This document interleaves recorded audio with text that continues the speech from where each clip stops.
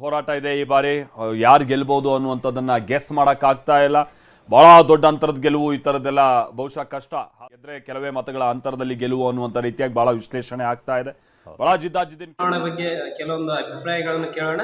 Madam, ನಿಮ್ಮ ಈ ಚುನಾವಣೆಯ ಬಗ್ಗೆ ಕೆಲವೊಂದು ಅಭಿಪ್ರಾಯಗಳನ್ನು ಹೇಳ್ತೀರಾ? ಚುನಾವಣೆ ಈಗ ಒಂದು ಅರ್ಧದಷ್ಟು ಮುಗಿದಿದೆ. ಈಗ 45% ಅಷ್ಟು ಆಗಿದೆ. ಚುನಾವಣೆ ಭಾರಿ ಶಾಂತಿಯುತವಾಗಿ ಇದೆ. ಚುನಾವಣಾ ಸಂಹಿತೆ ಉಲ್ಲಂಘನೆ ಆಗಲಿಲ್ಲ. ಶಾಂತಿಯುತವಾಗಿ ಚುನಾವಣೆ ನಡೀತಾ ಇದೆ. ನಮ್ಮ ಚುನಾವಣಾ ಅಧಿಕಾರಿಗಳು PRO ಹರಿಸರಿದ್ದಾರೆ. ಬೆಂಜಿಮಮ್ ಸ್ವೀಟ್ ಕೊಡ್ತಾ ಇದ್ದಾರೆ. ಹಾಗೆ ಎಲ್ಲವೂ ನಮ್ಮ ಅಂತ ವಿಡಿಯೋಗ್ರಾಫರ್ ಅರ್ಪಿತಾರ್ ಅವರು ಕೂಡ ಒಳ್ಳೆ ರೀತಿಯಲ್ಲಿ ಕೆಲಸ ಮಾಡ್ತಾ ಇದ್ದಾರೆ. ಹಾಗೆ ಒಳ್ಳೆ ರೀತಿಯಲ್ಲಿ ನಮ್ಮ ಮಾರಿವಾನಸ್ ಕಾಲೇಜಿನ ಚುನಾವಣೆಯು ಉತ್ತಮ ರೀತಿಯಲ್ಲಿ ಸಂತೋಷವಾಗಿ, ಸ್ವಲ್ಪ ವರ್ಷ ಆಯಿತು ಚುನಾವಣೆ ನಡೆಯದೆ ಇಲ್ಲಿ. ಹಾಗೆ ಮತ್ತು ನಮ್ಮ ವಿದ್ಯಾರ್ಥಿಗಳೆಲ್ಲ ಈಗ ರಿಪೋರ್ಟರ್ಸ್, ಕ್ಯಾಮರಾಮನ್ ಆಗಿದ್ದಾರೆ. ಅದು ಒಂದು ಖುಷಿಯೇ. ಎಲ್ಲ ರೀತಿಯಲ್ಲಿ ಉತ್ತಮವಾಗಿ ನಡೀತಾ ಇದೆ. ಧನ್ಯವಾದಗಳು ನಿಮ್ಮ ಒಂದು ಅಭಿಪ್ರಾಯವನ್ನು ತಿಳಿಸಿದ್ದಕ್ಕೆ. ನನಗೆ ಫಸ್ಟ್ ಎಕ್ಸ್ಪೀರಿಯನ್ಸ್. ನಾವು ತುಂಬ ಎಕ್ಸೈಟ್ಮೆಂಟ್ ಅಲ್ಲಿ ಕಾಯ್ತಿದ್ದೇವೆ, ಯಾರು ವಿನ್ ಆಗ್ಬೋದು, ಯಾವ ಪಕ್ಷ ವಿನ್ ಆಗ್ಬೋದು. ಈ ಸಲ ಒಳ್ಳೆಯ ಕಾಂಪಿಟಿಷನ್ಸ್ ಉಂಟು.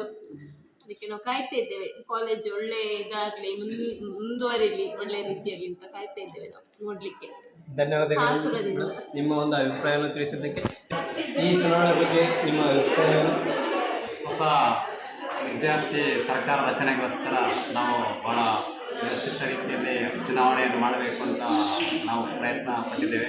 ನಿಮ್ಮೆಲ್ಲರ ಸಹಕಾರ ಹಾಗೂ ಅಭ್ಯರ್ಥಿಗಳು ಶಾಂತಿಯುತವಾಗಿ ಈ ಚುನಾವಣಾ ಪ್ರಕ್ರಿಯೆಯನ್ನು ಯಶಸ್ವಿಗೊಳಿಸಲಿಕ್ಕೆ ಅವರೆಲ್ಲರ ಒಂದು ಪ್ರಯತ್ನ ಸಹಕಾರಗಳಿಂದ ಚುನಾವಣೆ ಶಾಂತಿಯುತವಾಗಿ ಪ್ರಾರಂಭವಾಗಿದೆ. ಇನ್ನು ಕೆಲವೇ ಕ್ಷಣಗಳಲ್ಲಿ ಚುನಾವಣೆಯ ಪ್ರಕ್ರಿಯೆ ಮುಕ್ತಾಯಗೊಂಡ ಬಳಿಕ 12 ಗಂಟೆಗೆ ಚುನಾವಣೆಯ ಸಮಯ, 10 ರಿಂದ 12 ಕಾಲಾವಧಿ. ಅನಂತರ ತಕ್ಷಣ ಚುನಾವಣೆಯ ಮತ ಎಣಿಕೆಯನ್ನು ನಾವು ಮಾಡಲಿಕ್ಕಿದ್ದೇವೆ.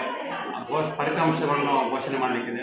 ಎಲ್ಲರೂ ಫಲಿತಾಂಶಗಳು ಯಾವುದೇ ಧನಾತ್ಮಕ ಬರಲಿ ಋಣಾತ್ಮಕ, ಸೋಲು ಗೆಲುವುಗಳು ಇದ್ದರೂ ಕೂಡ ಎಲ್ಲರೂ ಅಭ್ಯರ್ಥಿಗಳು ಇಲ್ಲಿ ಅದನ್ನು ಸಮಾನವಾಗಿ ಹಂಚಿಕೊಳ್ಬೇಕು. ಒಳ್ಳೆಯ ರೀತಿ ಸರ್ಕಾರ ನಡೆಸಲಿಕ್ಕೆ ಮತ್ತು ಚುನಾವಣೆಯ ನಿಗದಿತ ಎಲ್ಲರೂ ಅವರು ಕೊಟ್ಟಂಥ ಆಶ್ವಾಸನೆಗಳನ್ನು, ಪ್ರಣಾಳಿಕೆಗಳನ್ನು ಯಶಸ್ವಿಗೊಳಿಸಬೇಕು ಅಂತ ಅವರಲ್ಲಿ ಮತ್ತೊಮ್ಮೆ ಅವರಿಗೆ ಮನವರಿಕೆ ಮಾಡಿಕೊಡ್ತಾರೆ. ಧನ್ಯವಾದಗಳು ಸರ್ ನಿಮ್ಮ ಒಂದು ಅಭಿಪ್ರಾಯವನ್ನು ತಿಳಿಸಿದ್ದಕ್ಕೆ.